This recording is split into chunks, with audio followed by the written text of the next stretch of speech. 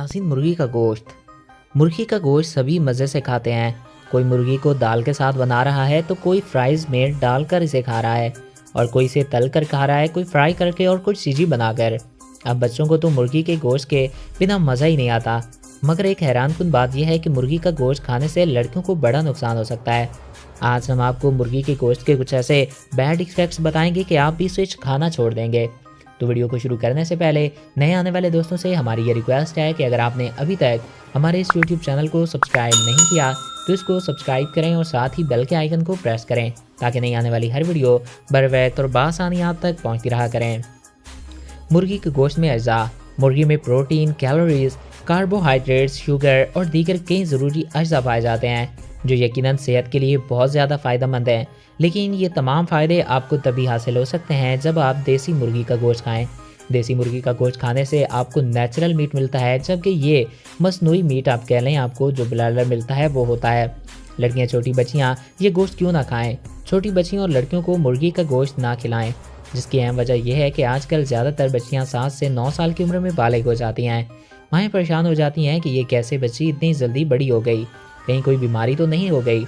डॉक्टरों को दिखाती हैं, कई दवाइयाँ खिलाती हैं, जबकि हकीकत यह है कि मुर्गी का गोश्त खाने से माहवारी जल्द हो जाती है। और इसकी वजह क्या है? मुर्गियों को बढ़ाने के लिए इन्हें चिकन फूड्स खिलाया जाता है जिसमें ऐसे हार्मोन्स और केमिकल होते हैं जो जिस्म में हरारत पैदा करते हैं, जिससे मुर्गी का जिस्म जल्दी फूल जाता है और वो वज़न में ज़्यादा बढ़ने लगते हैं। जबकि लड़कियों के जिस्म में माहवारी से कबल बनने वाला हार्मोन इस गोश्त के ज़्यादा इस्तेमाल की वजह से तेज़ी से बन जाता है और बच्चियाँ जल्दी जवान हो जाती हैं। इसलिए हम सबको चाहिए कि मुर्गी के गोश्त का इस्तेमाल जितना हो सके इतना कम कर दें, क्योंकि मुर्गी का गोश्त हमारी सेहत के लिए बेहद ही ज़्यादा नुकसानदेह है। मुर्गी का गोश्त खाने से इंसान को लातादाद बीमारियां भी लाहक हो सकती हैं। इसलिए हम इंसानों को चाहिए कि जितना कितना हो सके मुर्गी के गोश्त से दूर रहें। इसके बदले में हम मछली और दीगर कई इकसाम के गोश्त जैसे कि बीफ वगैरह खा सकते हैं। या बकरे वगैरह का गोश्त इंसानी सेहत के लिए बहुत ज़्यादा फ़ायदेमंद है। इसके अलावा कई इकसाम के परिंदे, ऊँट और दीगर जानदार भी हैं। ब्रायलर मुर्गी से परहेज़ी करनी चाहिए क्योंकि ये ना सिर्फ लड़कियों को जल्द जवान कर देती है बल्कि इंसानी सेहत के लिए बहुत ज़्यादा ख़तरनाक है और शुगर और दीगर कई अमराज की वजह बनती है।